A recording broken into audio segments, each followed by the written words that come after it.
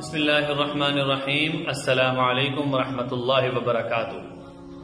روزے کے متعلق وہ چیزیں جن سے روزہ ٹوٹ جاتا ہے، لیکن یاد رکھیے اس سے مقصد یہ ہے کہ قضا ان میں ضروری ہے، کفارہ نہیں ہے۔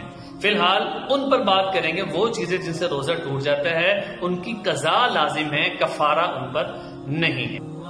سب سے پہلی چیز کہ کسی نے جان بوجھ کر اس کے منہ میں کوئی چیز ڈال دی، زبردستی پانی پلا دیا، کھانا کھلا دیا اور اس نے نگل بھی لیا تو اس سے روزہ ٹوٹ جاتا۔ یاد تھا کہ میرا روزہ ہے، اس کے باوجود غلطی سے نہاتے وقت منہ میں پانی چلا گیا اور نکلا گیا تو اس سے بھی روزہ ٹوٹ جاتا ہے۔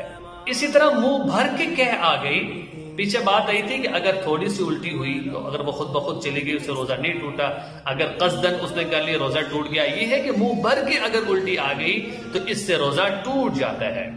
دانتوں میں اگر کوئی چیز سحری کھا رہا تھا، کھا کے مکمل کی، سحری کے بعد اگر دانتوں میں کوئی اجزاء اور چیزیں موجود ہیں، اگر اس کی مقدار ایک دانے کے برابر ہے اور اس دانے سے یا اس سے زیادہ ہے، نگل لیا تو اس سے بھی روزہ ٹوٹ جائے گا۔ اگر چنے کی مقدار ہے تو اس چنے کی مقدار کو نکال لیا اور دوبارہ اس کو نگل لیا، اس سے بھی روزہ ٹوٹ جاتا ہے۔ کان میں کوئی چیز ڈال لی، کان میں تیل یا کوئی دوائی ڈال لی تو کان میں تیل اور دوائی یا ناک میں کوئی دوائی اور تیل ڈالنے سے روزہ ٹوٹ جاتا ہے۔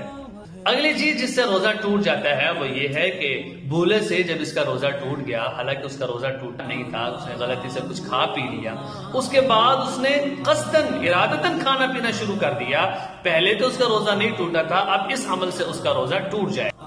اگلی چیز جس سے روزہ ٹوٹتا ہے وہ یہ ہے کہ صبح صادق جب صبح اٹھا تو یہ سمجھ رہا تھا کہ ابھی سحری کا وقت ہے تو کھاتا رہا، پیتا رہا، بعد میں پتہ چلا کہ میں نے جو سحری کی ہے وہ تو سحری کا وقت ختم ہو گیا تھا، لہٰذا کہ اب اس کا روزہ ٹوٹ گیا ہے۔ یہ ساری وہ چیزیں ہیں کہ جن سے قضا لازم ہوتی ہے، کفارہ نہیں، لہٰذا اب وہ چیزیں جن سے کفارہ لازم ہو جاتا ہے اس پر بھی ہم انشاءاللہ تفصیلی بات کریں گے۔